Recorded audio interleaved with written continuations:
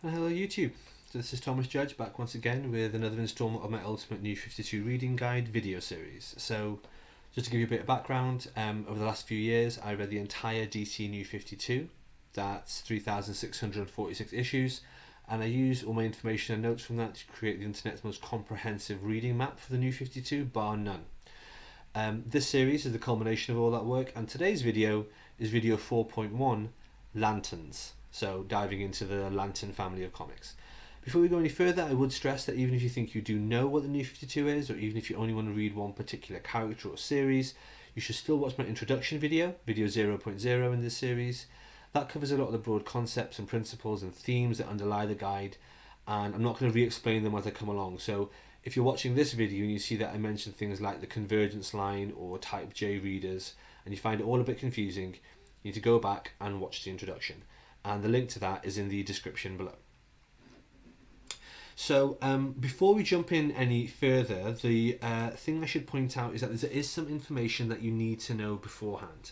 So in terms of that information, the Lantern series all springboard off all the pre-New 52 stuff, more than almost any other DC comic of this era. It's as if the clean reboot that happened with Flashpoint actually never happened. Despite what Flashpoint is meant to represent, all the Lantern mythology, all the Lantern history, everything that happened, so about 50 or 60 years worth of Lantern stuff, is stuff that happened or has happened by the time the New 52 happened. As such, there's a lot to know about this, and there's a lot of stuff that had taken place that you need to have some idea of. So what I've done, I've distilled it down into 10 key points, and these are the things you need to know before you jump into reading any of the Lantern comics. You probably already know a lot of this, but if you're completely new to comics, here are the absolute fundamentals. Number 1. The Green Lantern Corps is a force of basically space cops. There are 3,600 of them from various alien species around the universe, and one of them is a giant living planet. Number 2. They get their powers from wearing a green ring that needs to be recharged at their battery. Looks a bit like a lantern, they carry it around. Number 3, they are run by the Guardians, which is an alien race of little blue dudes with no hair. Number 4, the Guardians all live on a planet called Oa, that's O-A, which is where the central battery for all the lanterns, batteries and rings is. 5, the main human Green Lantern is a guy called Hal Jordan. There's a couple of others like Guy Gardner, Kyle Rayner and John Stewart, but you'll pick those up as you get along. Number 6. There is an evil Lantern Corps of yellow lanterns led by Sinestro. So he used to be Hal's mentor and friend, and now they're arch enemies. Number 7. All the lanterns are tied into different types of emotion. So green is for will, yellow is for fear. There was a big war of lanterns recently when they discovered there were actually 7 potential lantern colours, each one powered by a different emotion. So red was for rage, and so on. Each power battery has a kind of magical avatar of their colour, like a colour god spirit. So the yellow one is called Parallax. Point number 8. So there are now 7 Lantern Corps. That's just how the New 52 starts.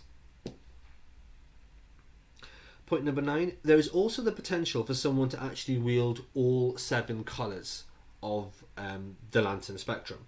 Only one person can do that and become the ultimate White Lantern, and that's a guy who was a former Green Lantern called Kyle Rayner. And number 10, there is also an 8th colour called the Black Lantern Corps, which is essentially, for want of a better term, zombies. So with all that out of the way, let's get into it. With no further ado, here is the Ultimate New 52 Reading Guide, and today's episode is episode 4.1, Lanterns.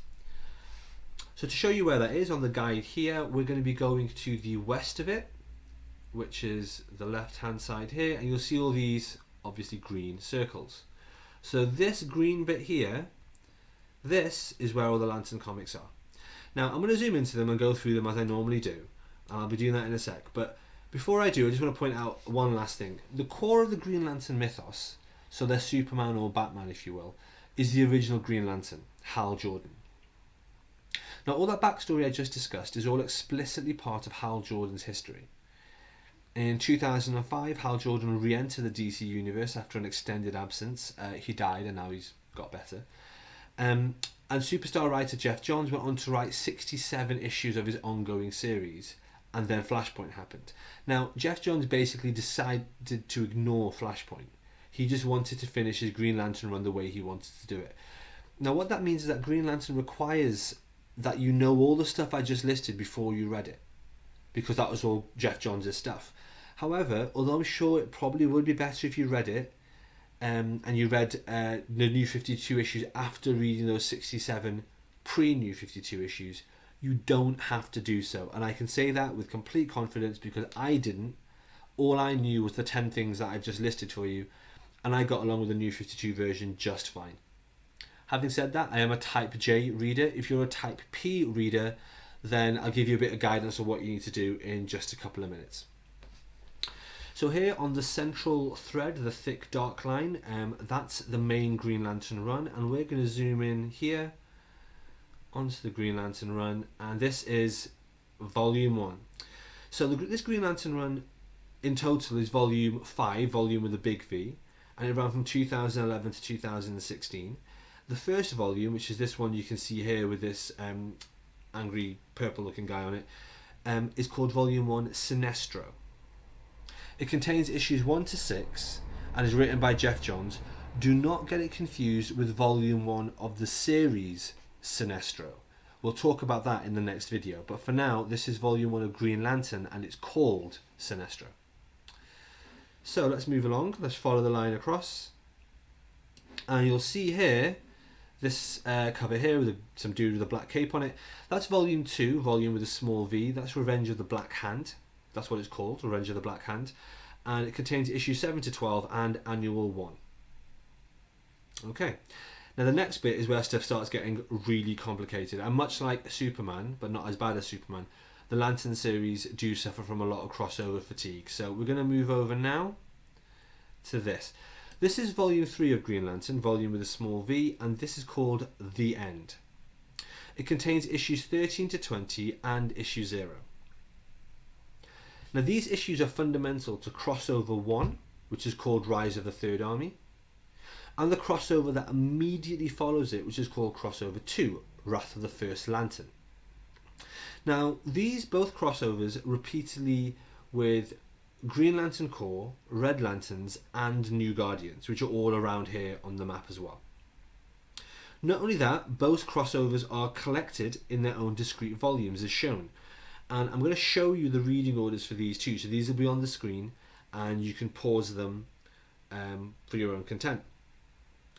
Now, important thing to remember here, Jeff Johns wasn't stupid. Although there are lots and lots of extra connecting issues as you can see on the screen, if you read just the Green Lantern ones, so the ones called Green Lantern and nothing else, you'll get the core fundamental story of both of these crossovers. In other words, you'll be good if you just own this volume, the one that I'm showing you right now. In addition, the issues here are the good ones. They're actually the better ones of both those crossovers. The other ones, not so much. So as well as being collected here, these 20 issues are also collected here. This is the third Jeff Johns Green Lantern omnibus, which crosses over seamlessly from the pre-New 52 to the New 52 issues. In other words, the 3 volumes we've just talked about from the New 52, Sinestro, Revenge of the Black Hand and The End, they're all collected in this omnibus, as well as a bunch of stuff from before Flashpoint. Now, I appreciate that this is already worryingly confusing. I would strongly recommend that you guys check out the Green Lantern reading order made by Near Mint Condition to make this as clear as possible in more detail. I'll put a link in the description below. Now, back to the map. At this point, Johns leaves the book, so let's continue. What we have here is the Forever Evil line, which doesn't really have a massive impact on the series other than Johns leaving. And then the next book is a new writer, Robert Venditti, coming in. And this book here is volume 4, which is called Dark Days. It contains issues 21 to 26, 23.1 and annual 2. Now this is part of a crossover 3, which is called Lights Out, which is again collected in its own volume, which I'm showing you now. Again, this Green Lantern collection here, volume 4, Dark Days, is readable by itself, although it doesn't collect all the linked issues. It's just about readable. In terms of the reading order, I'll throw that up on the screen now. Again, you can see it crosses a variety of different lines, which is why it's a crossover event, and a crossover event book was created. Alright, back to the map. Now, this is volume 4. We're going to continue scrolling along here, and we get to volume 5, which is called Test of Wills.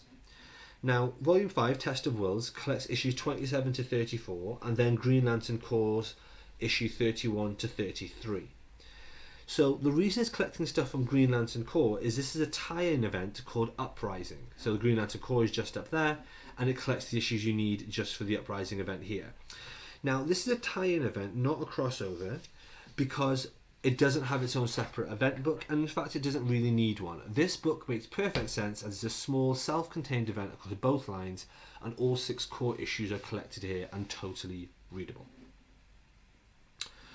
Okay, let's pan out a bit and let's have a look further along.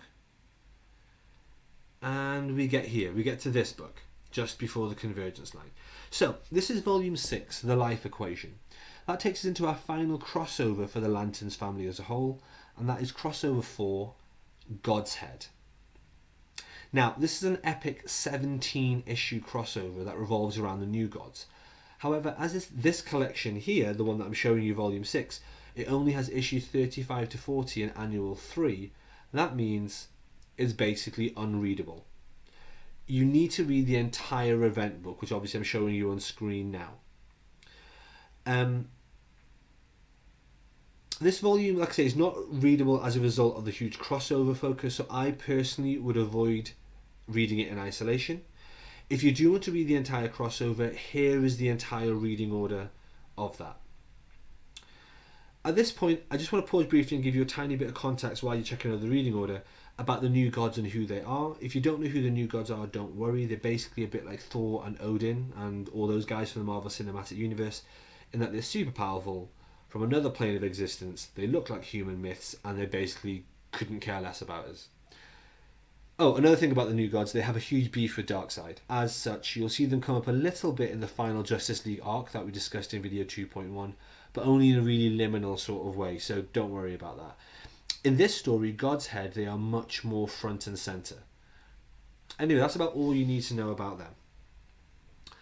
Let's zoom out a little bit and let's cross over from the convergence line. Now, as I've mentioned several times before, the convergence line indicates a massive tonal shift in the comics, and this is a really good example of that. What we have here now is volume 7, which is called Renegade. And this marks a shift of the series into the DCYOU part of the New 52, so DCU. It's worth noting that, unlike most of the series, the trade collections here still avoid the red spines that normally mark what happens after the convergence line. I don't know why this is, but don't be surprised if you see them on the shelf without the red spine. So volume 7, Renegade, the storyline here is pretty poor. It makes more sense once you read some of the related series, which I'm going to mention in just a second. However, this collection still works by itself. It collects issues 41 to 46 and annual 4. And then let's go along to the very end of this series, right up to the end. We have volume 8, which is called Reflections, contains issues 47 to 52, and then the series ends there because of the DC Rebirth reboot. Okay, and there you are, you see it's right up against the edge of the map. So we've still got a little bit of time today, so I'm just going to touch on one of the companion series to this here, which is actually going slightly north of the central line that we've been looking at. I want to look at the Green Lantern Corps, which is this series here. So we're going to follow this thread through if you're following it through on your maps at home. So this is Green Lantern Corps from 2011 to 2015. That's the 3rd volume of Green Lantern Corps, and that's volume with a big V.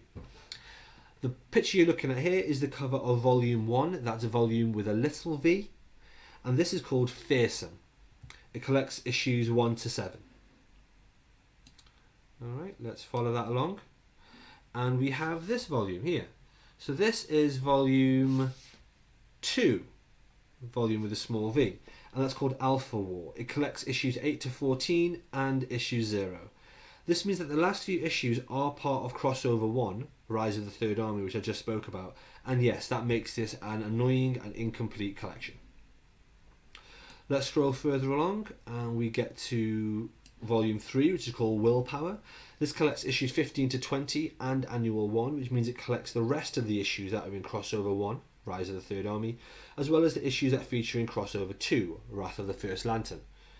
It also collects Green Lantern issue 20 to try to add a sensible conclusion here, but it doesn't really work. It's not really readable. Don't bother with it and just get the event books. It doesn't really make sense without reading all the tie-ins, and so, like I say, just read volume 2 up to issue 12 and issue 0, and then ignore volume 3 and the rest of volume 2 and just get those 2 event books. I know it's a pain, but what else can you do? So let's continue moving along. And we cross the Forever Evil line there, and then we hit volume 4. So this is called volume 4, Rebuild. It contains issues 21 to 27 and Green Lantern Annual 2.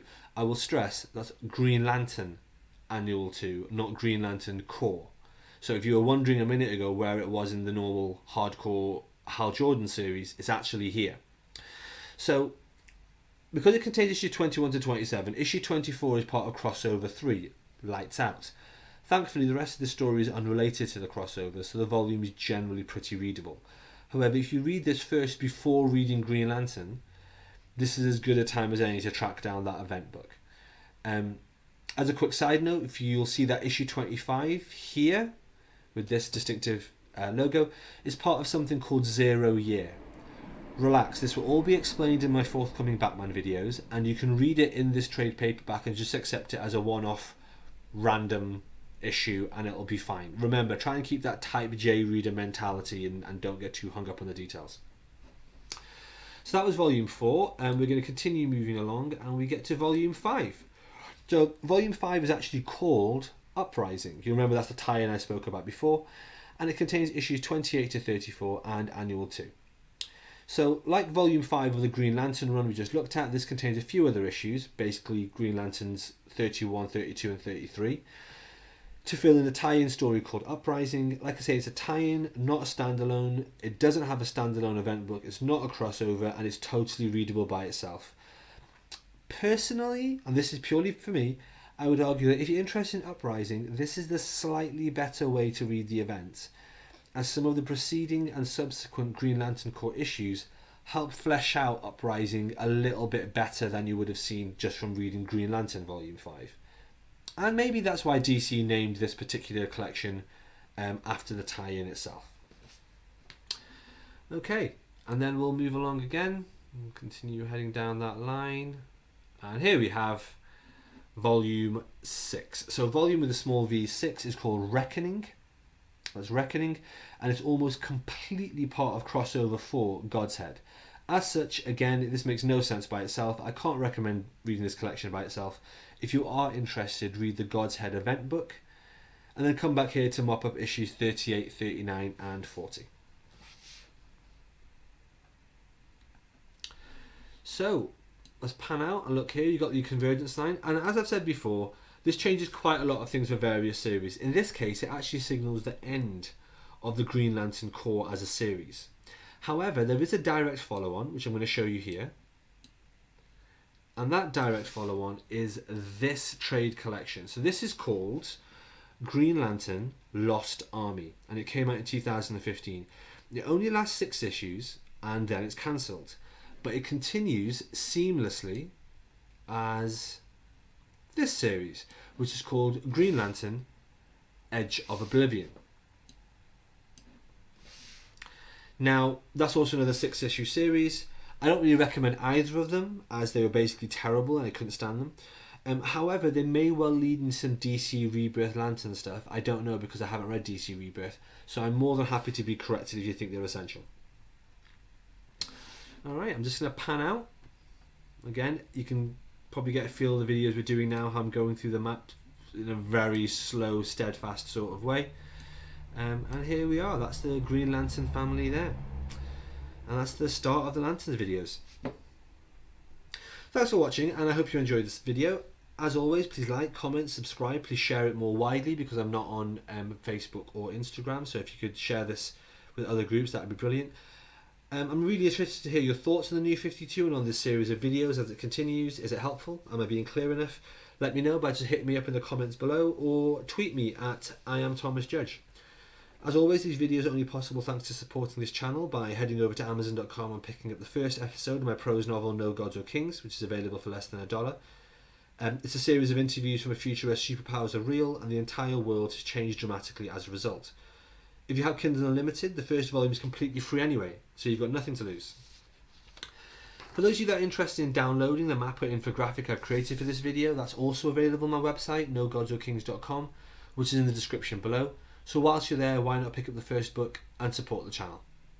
Until next time, stay classy.